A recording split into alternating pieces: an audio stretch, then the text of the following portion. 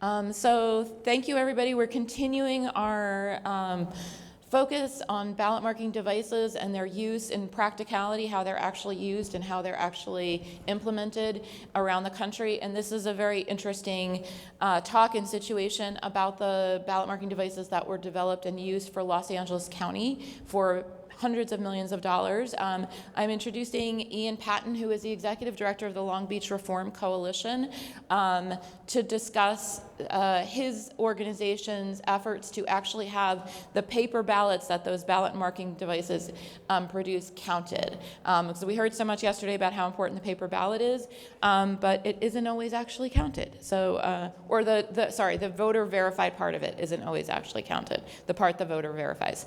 So thank you, Ian. Thank you, Susan. Yeah, is this working? No, it was. Hello?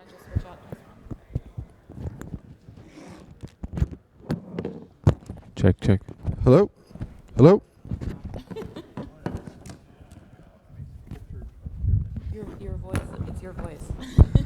Oh, now it's good, all of a sudden. Okay, here we go. All right, well, thank you, Susan. It's really exciting to be here at this event, especially because there are so many folks who have devoted so much of their careers and their technical expertise to the subject of voting systems and election security. And that's not me. I don't have the technical expertise. I've learned it the hard way through bitter experience.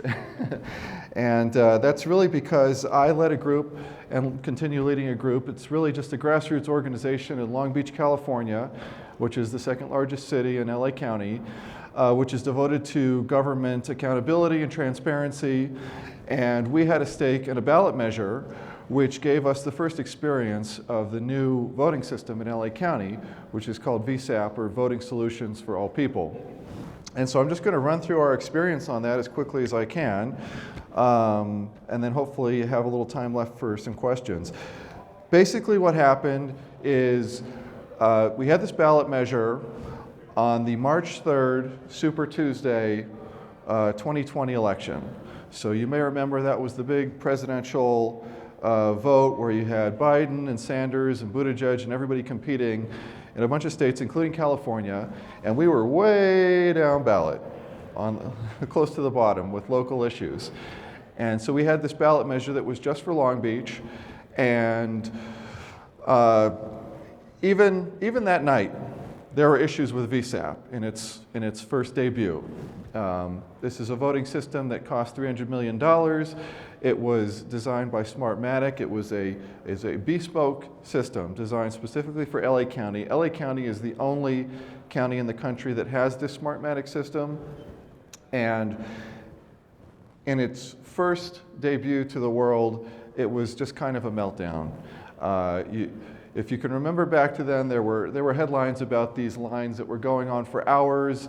People were, it was getting close to 8 o'clock when polls closed, and there were still hours-long lines. And in California, if you're in line before the polls close, you're allowed to vote. So people were voting very late, but the Bernie Sanders campaign in particular was not happy and filed suit that night because there were a lot of people that just didn't get to vote. And so there were all kinds of issues with the e-poll book. There were issues with the interface itself. But we get through that, and that was not promising. But what we came to see later on was, in my mind, much more disturbing. So we had this local measure that we had taken the no side on, and on election night it showed the measure losing by a marginal amount, about 1% or so, and that was surprising to us because we had just put out a few hundred yard signs, and on the other side was sort of the establishment of the city that spent hundreds and hundreds of thousands of dollars to get this passed. So we were very excited that the no side looked like it was winning. Well, there are 8 post-election updates to the count after this. The counting takes a long time with the new voting systems in California, as everybody is, I'm sure, aware by now. No difference with VSAP. So This is March 3rd, 2020, Election Day. We get 8 updates. In every single update, the no side is winning, except for the very last one on March 27th, where we have a certified result of the yes side winning by 1/100%. So 16 votes out of about 100,000 cast. And the reason I mention the post-election updates and the fact that we were winning on those is because this has to do with public perception, right? When people see something, oh, clearly one side is winning, one side is winning, one side is winning, you're going to have questions when, hello, yeah, there we go. You're going to have questions when all of a sudden, on the very last count, when there are only 50 votes left to count in the city of Long Beach, all of a sudden the result is the yes side winning, which is the establishment side, winning by 16 votes out of 100,000. So of course we do the rational thing. In California, you have a right to request a recount, anybody does. And we go right to our Los Angeles County Registrar, Recorder, County Clerk.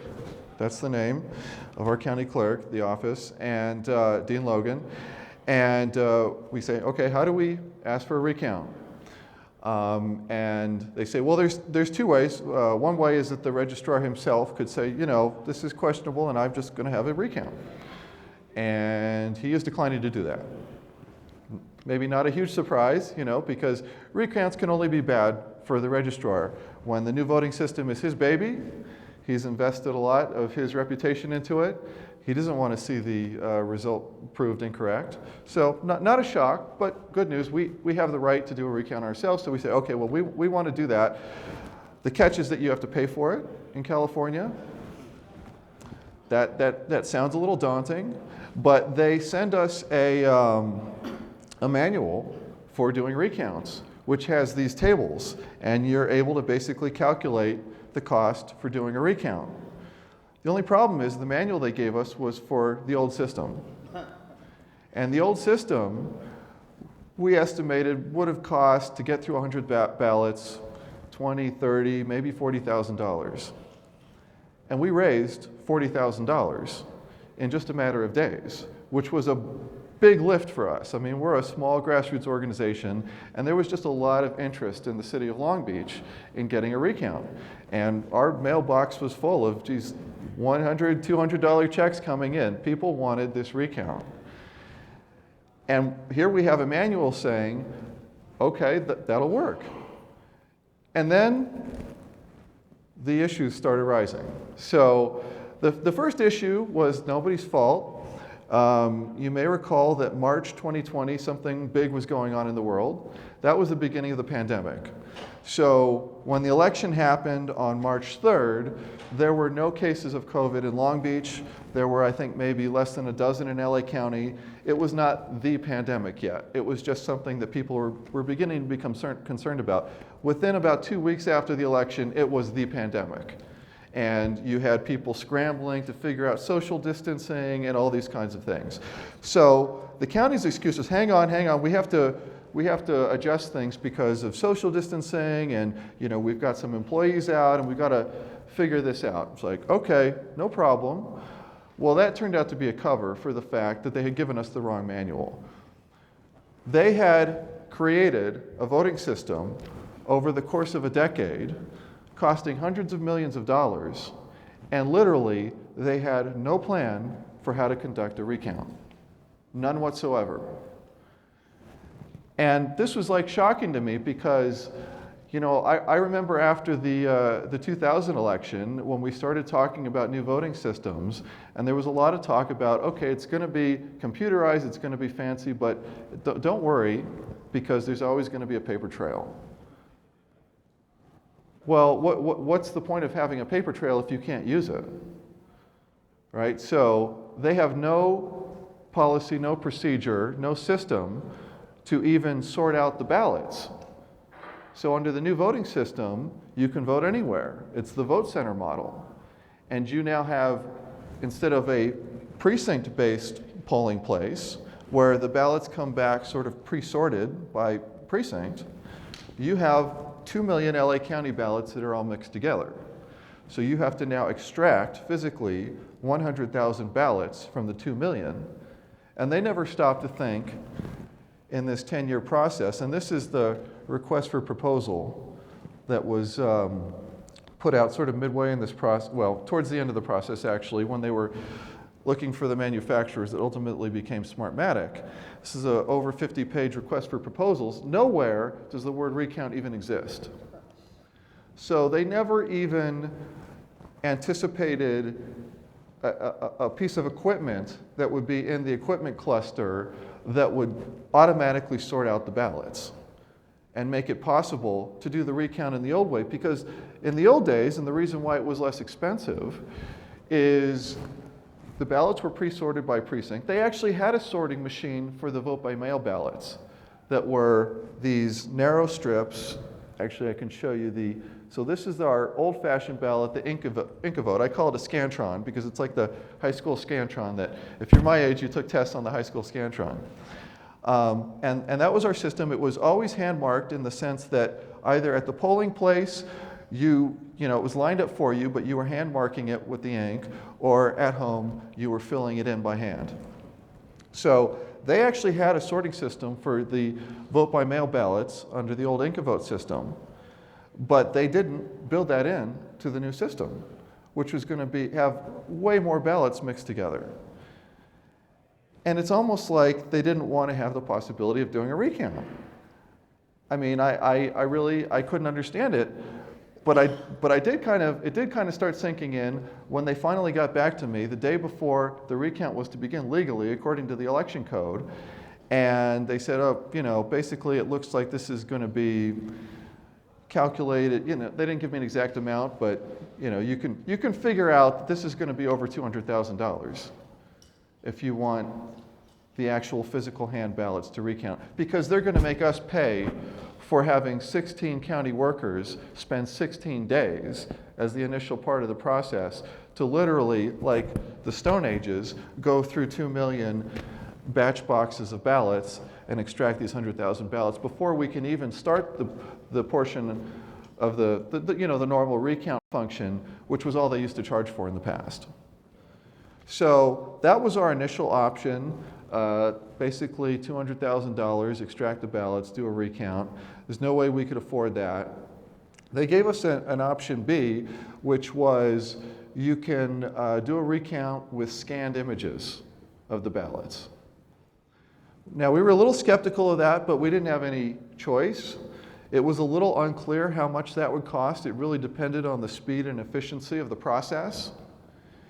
And so we said, okay, I guess we got to start with that. So we get up to the registrar recorder's office, and which is this huge building. It's like a fortress in Norwalk, California. And we get up to the registrar recorder's sort of suite of offices on the top floor, and they put us in the conference room, and they say, well, here are the rejected ballots. You have a right to go through these rejected ballots and inspect them. And you can do that while we're setting up the system to review the scanned images. They have no system. They have no interface. Our IT guys are on some other floor working on it right now. We're literally building the interface to figure out how to do this because we've put zero thought into it. And so that's what happens. And they took a day and a half to build the interface, which still ended up being just basically pulling up each PDF. Each ballot is its own PDF. And so finally, we can get started with this scanned images recount. And what we experience almost right away is it's a shit show. I was trying to think of a different word. There's just so many glitches with it. I would say the biggest issue was network lag, actually, because you have to have all these different screens. You have election workers that are reviewing the ballots, they're calling out the tally, you have talliers, and then you have to be able to have observers there too. And we had our people there observing. And so you've got these different screens that are all supposed to be displaying the exact same ballot at the exact same time.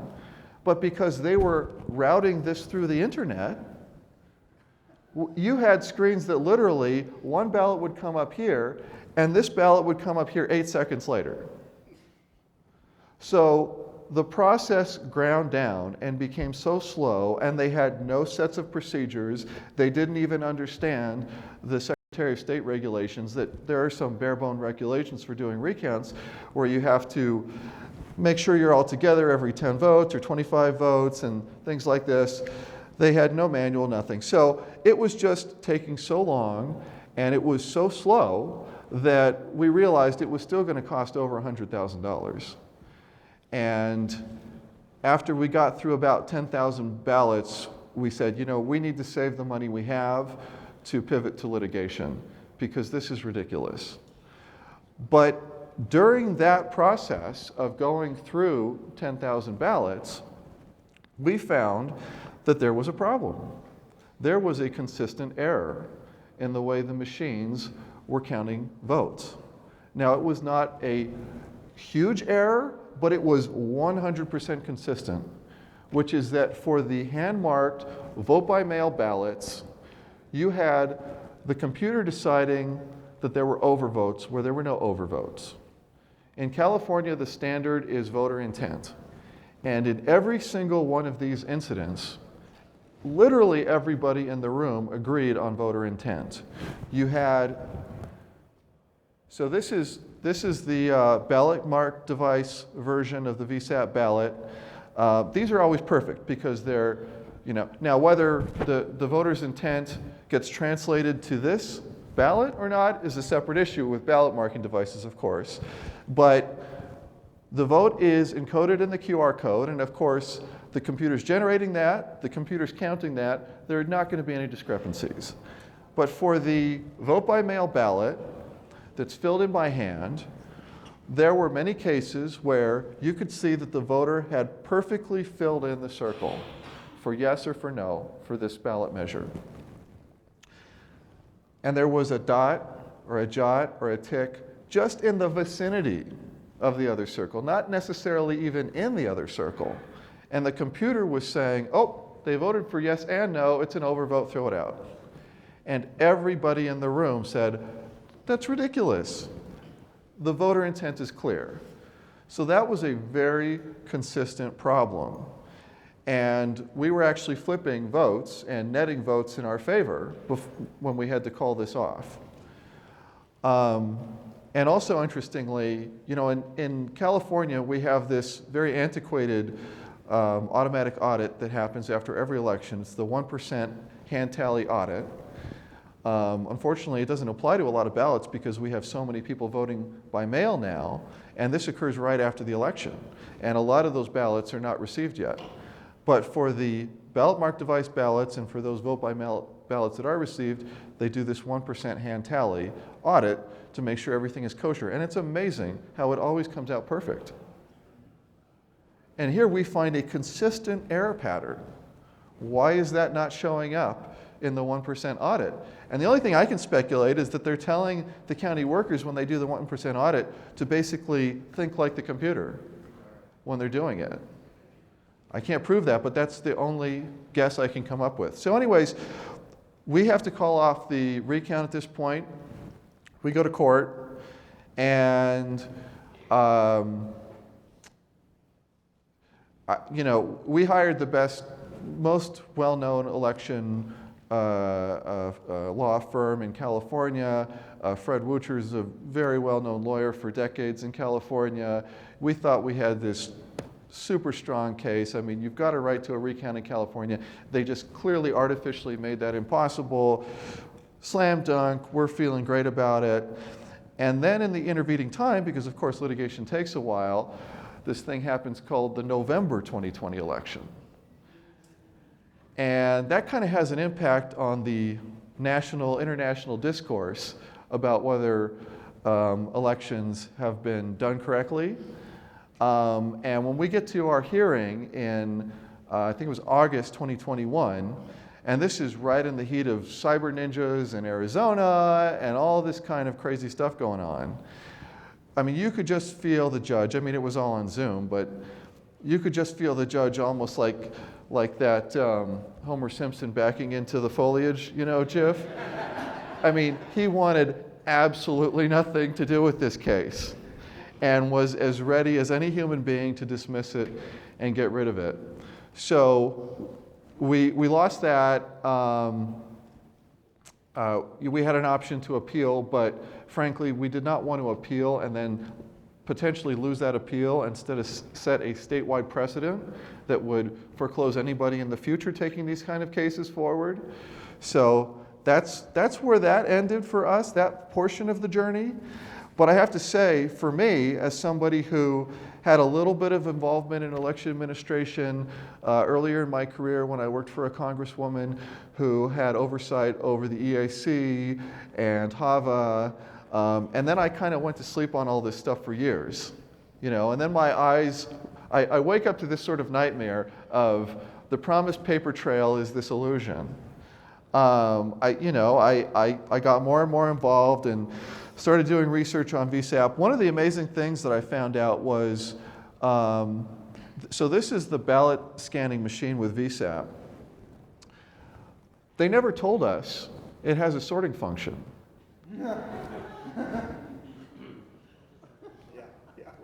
I don't know if they knew. I mean, I would like to be generous and say they didn't know. But I only discovered it myself when I was contacted a couple years later by Professor Andrew Apple at Princeton, who was doing a paper that included our experience in LA County. And I went and looked closer at the machine, and I'm like, hell, it's got a 21 sort pockets functionality. Now, I'm not a computer scientist, but I did take a little in high school and college, and I know there are probably people out there that know all these sorting algorithms, bubble sort, whatever. You would have to run it through the machines a few times, but you could probably sort out 100,000 ballots from 2 million in a fairly reasonable amount of time, a lot faster than 16 human beings going through the boxes. So why the heck did they not tell us about that? I don't know. I really don't know, except that there were some more interesting discoveries as time went by, like looking into the background of Smartmatic and kind of wondering, why the heck would anybody hire this company to do your election machine for the largest county in America? I mean, it just seems crazy. Our registrar recorder, Dean Logan, he got the job, I think, in 2008, and right away he started this VSAP planning process, which incidentally, when they interviewed some voters at the very beginning, they were all saying, okay, just as long as it has a paper trail that you can do a recount.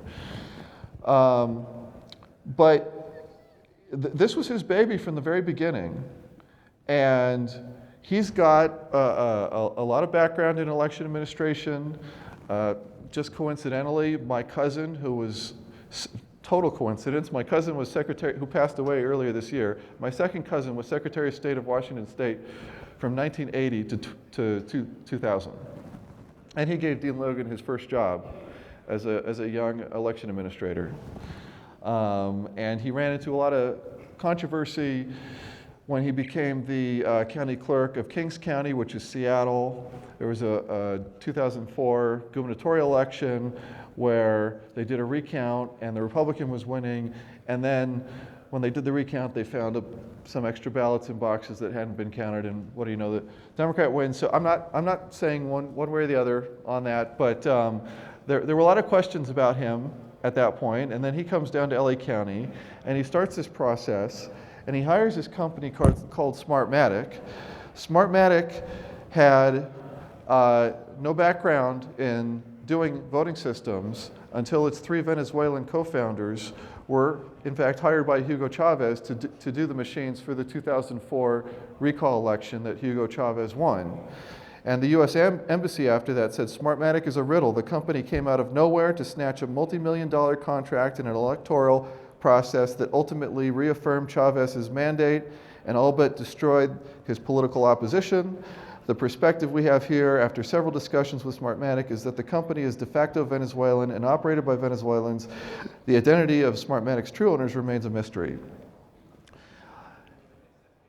Then Smartmatic took that money and they bought Sequoia, which was a major manufacturer and had 17 state systems and DC.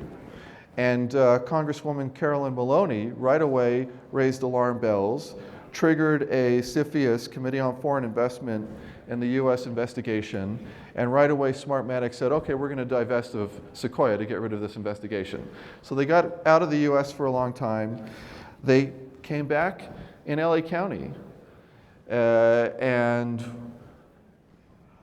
then this year, the president and co-founder gets indicted for bribing the top elections official in the Philippines during the same period of time that they were brought into LA County, $1 million bribe to do their voting systems. And just a few days ago, he was bribed, this is him, Roger Piñate, he was accused by the DOJ of bribing the top elections official in Venezuela. So he's now indicted for bribing the top elections official in 2 separate countries. You connect the dots. That's about all I have time for. Thank you.